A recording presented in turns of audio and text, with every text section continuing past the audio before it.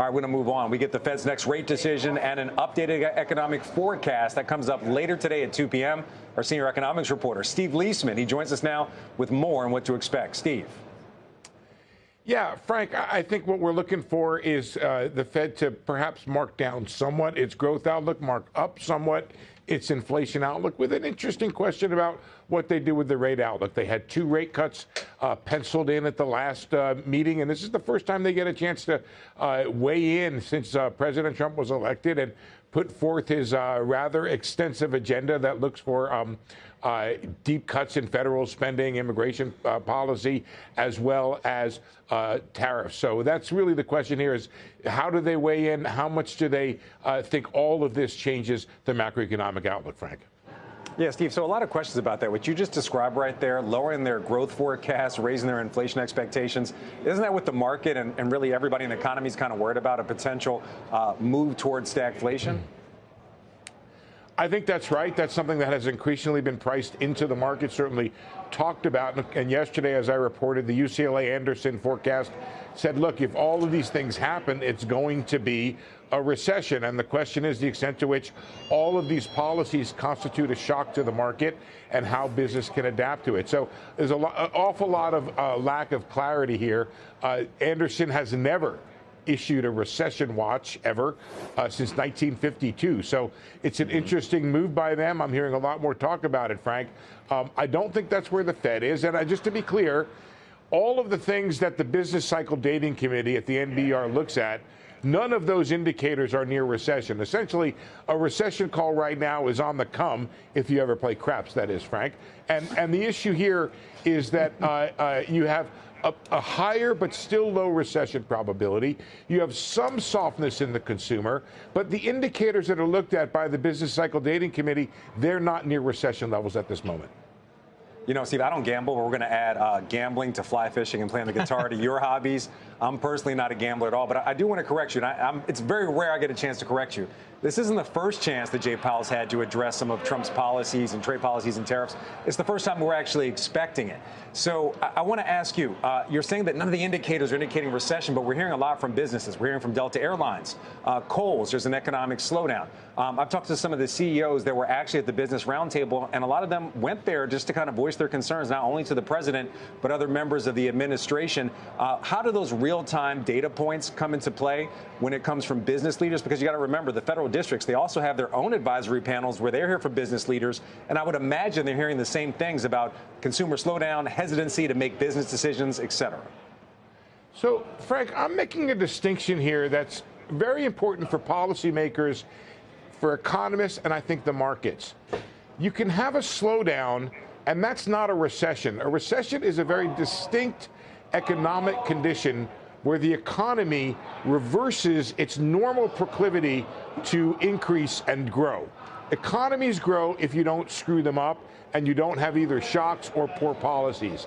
You can have a slowdown inside that growth that's not a recession or a contraction.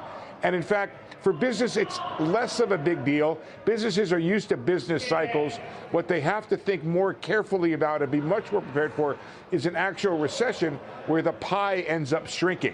And that's really what my thinking is about. A slowdown, you know, I think the guys on the table there would say, hey, I can deal with a slowdown.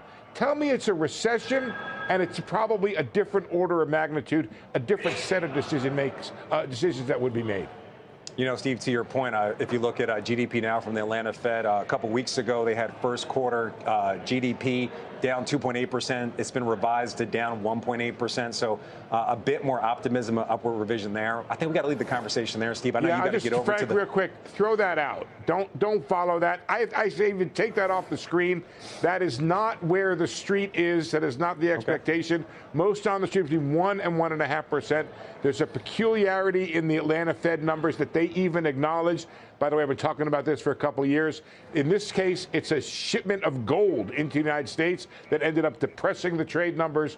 Throw that number out. The street's between 1 and 1.5. Bright side is 2. All right, Steve Leisman, we got to leave the conversation there. You will be in the room when Jay Powell speaks. We'll be looking forward to his commentary and your questions. Senior economics reporter Steve Leisman, you have a great day. I think Steve kind of put out some thoughts we want to bounce over to you guys. Are you worried that this slowdown could accelerate into a recession? How big is a slowdown to you when you're looking at your portfolio, the stocks you want to invest in? Yeah, so right now, I don't believe that this is going to be more than a slowdown. I mean, a slowdown is clearly happening. There is a hesitation. You can take a look at Delta or anyone else. There's a hesitation that is being acknowledged. Does that turn into a recession is the big question. I think Steve just did a good job of vigorously pushing back on the Atlanta Fed.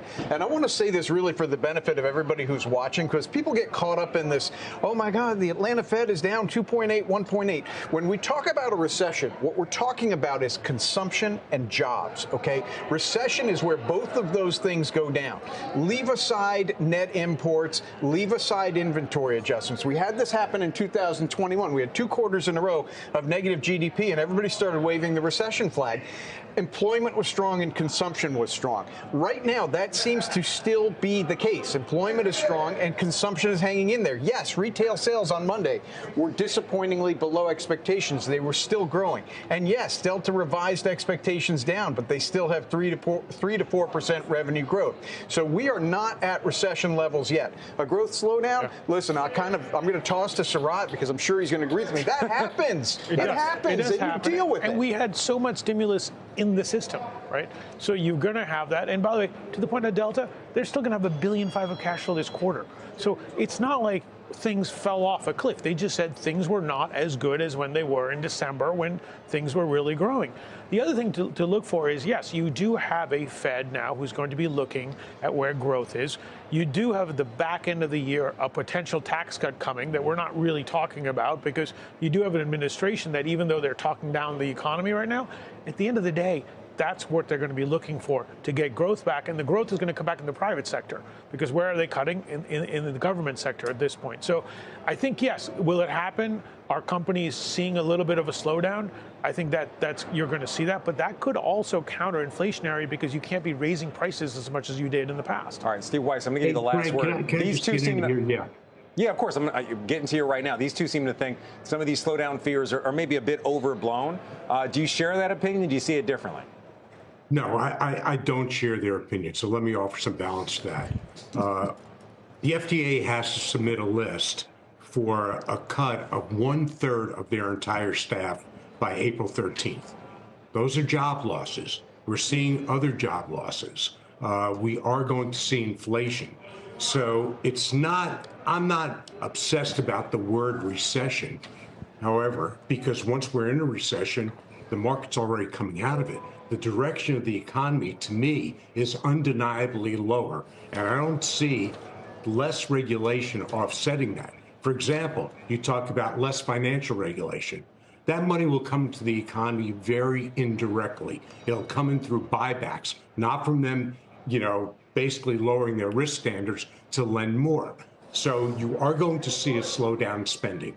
If you're a CEO, and we heard Gary Cohn talk about this, you don't know where to spend. What's going to be the right area where I'm the right time when I'm comfortable allocating capital until I know what the rules of the road are. Right now, we don't even know if there's a road.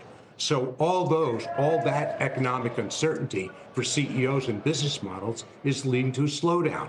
So I can't focus on looking backward.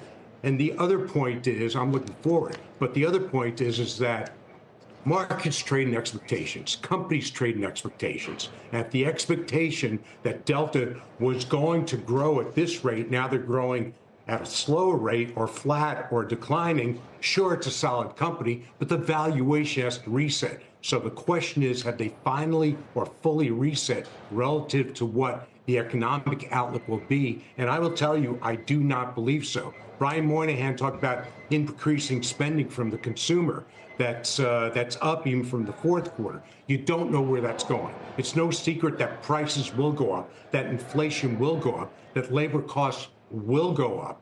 So what are they buying? Maybe they're stocking up because they don't want to buy at higher prices in the future. I think that's more likely it. We've heard Walmart talk about trading down. So the consumer's worried. We see it in the reports. There's not a direct correlation immediately to consumer sentiment and spending habits, but you can read between the lines, and of course we're slowing. Yeah, we'll have to wait and see if the Fed decides to read between the lines.